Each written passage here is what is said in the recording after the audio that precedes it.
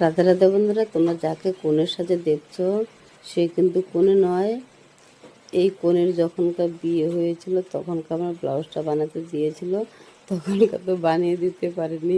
প্রায় 1 বছর পরে দেওরের বিয়ে ঠিক হয়েছে, তখনকার বলেছিল তাও দিতে পারিনি। তারপর একদম বিয়ের আগের দিনকে ব্লাউজটা দিয়ে এসেছি, সেরকম কোনো টেনশন নেই। আমাদের বাড়ি থেকে দেখা যায়।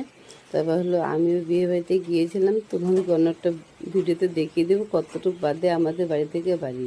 তবে দেখো ব্লাউজটি নৌকোগুলো করে দিয়েছি, আমাকে বলেছে চাপা করে একটু দিতে। তো হাতায় দেখো একটু লেজ ছিল আমার, সেটা দিয়ে একটু বড় করে দিয়েছি।